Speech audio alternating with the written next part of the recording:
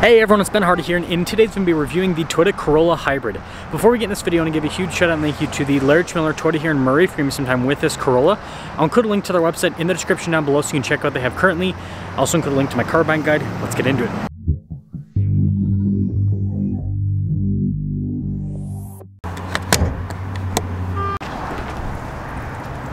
Powering this is a 1.8 liter 4-cylinder paired to a hybrid and a CVT or ECVT to be more accurate. Now fuel economy is 50 around town and then 43 on the highway, with power outputs being 138 horsepower, and then it's claimed that it's 105 pound-feet of torque. That sounds light to me, but that's what the sheet says. Now before we move forward with this review, I do want to mention if you want to see more videos just like this, then I recommend you subscribe because I post content every single day. So I really like this red paint job on this particular Corolla. I think it looks really sharp. Now, being a hybrid, you do have the blue with the Toyota logo to signify as such.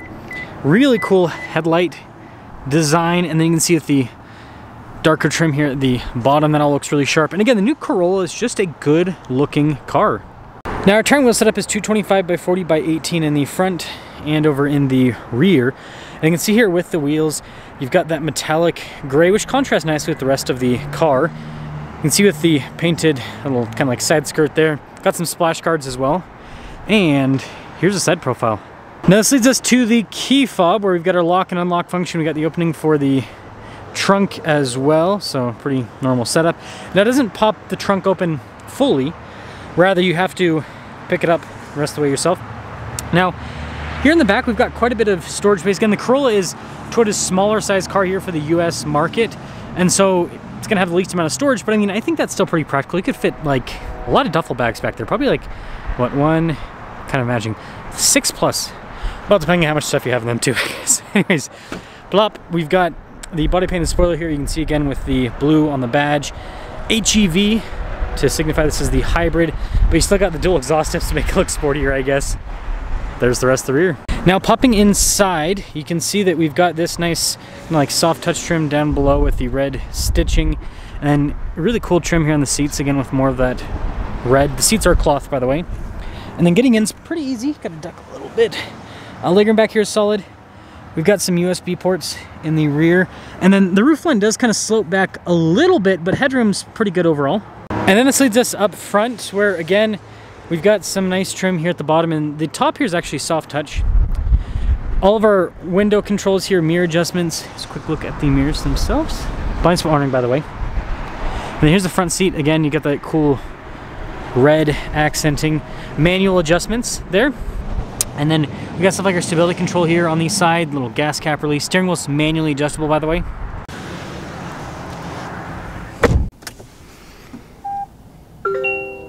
Now taking a look at the steering wheel, you can see we've got soft touch trim all around with stitching there in the center.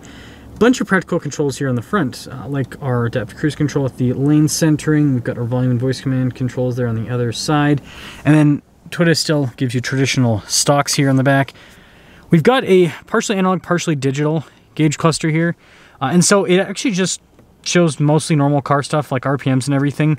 But you can still see some of what's happening with the hybrid system here in the center.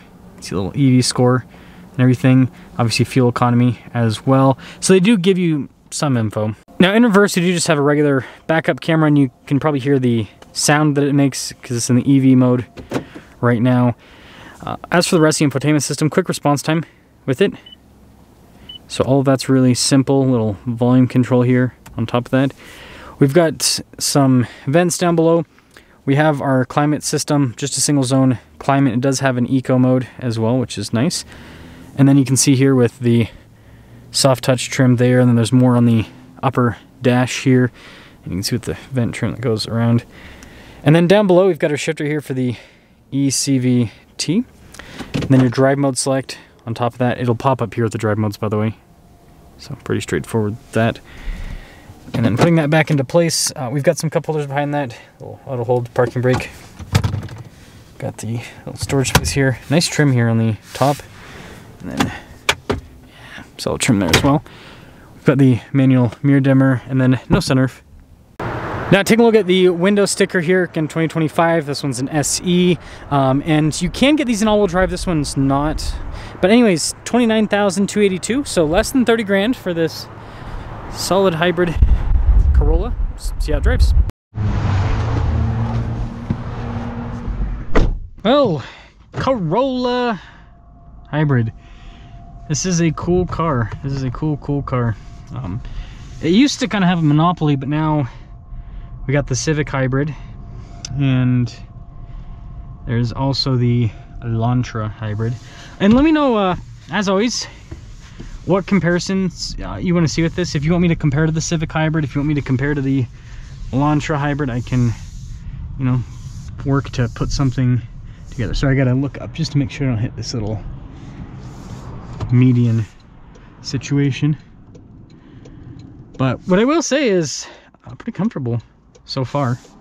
It's a nice place to be for, you know, kind of a more entry-level car. And this isn't supposed to be luxe by any means.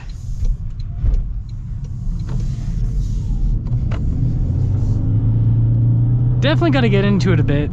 The acceleration's not bad, but it's not quite on the level of like the new 5th gen Camry Hybrid, which again is a bigger car, more expensive car.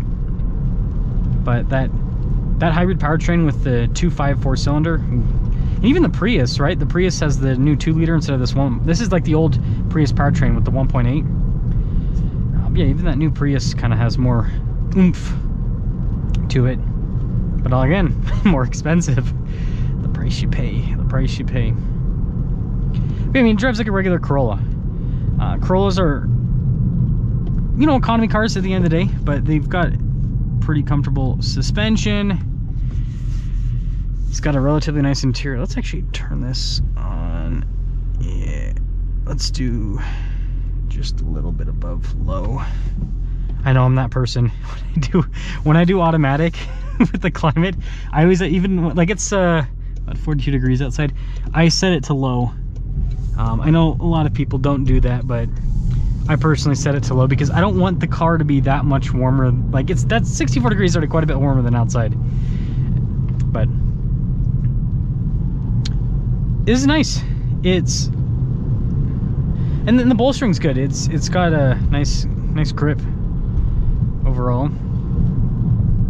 There is going to be, you know, you're not going to have as much insulation as you would in like the Camry, for example. The Prius is not that much better than this when it comes to insulation. It's really the Camry that elevates things with that. But it's not, this level of road noise is not annoying, not bad whatsoever. It's just fine. It's nothing that I would ever complain about. So yeah, initially it's a nice package with how this drives. So we're finally gonna be able to get our acceleration here. I've also got it in the B mode. Ooh, it really isn't that bad. Like, it's quick. It's for what it is. And you got to get higher up into the RPMs, but it ain't bad. It is not bad at all. Yes, the B mode, you can see, keeps your RPMs higher. So that's kind of like if you're going down a steep, like Utah's, you know, some steep canyons, then you put it in the B mode. Just turn that down a little bit. So overall, I like the Corolla Hybrid a lot. And again, you can get these with all-wheel drive, which makes it even cooler, makes it even more practical. And so it's just a solid hybrid sedan. Trying to think if there's anything. The only thing that's like a downside is this is close enough in price to a Prius that I would kind of, me personally, I would just get a Prius. Right? I'm the person that I'll spend the extra couple $1,000 and jump into the Prius because a little bit more space. I don't like the Prius's gauge cluster, I will say that, but it does get better fuel economy because just that little that improved engine just does a little bit better than this when it comes to economy. So I would go for the Prius just because better fuel economy and a little bit of a nicer car. So yeah, let me know what you guys think about the Corolla Hybrid, and let me know what comparisons you want to see with this, if any.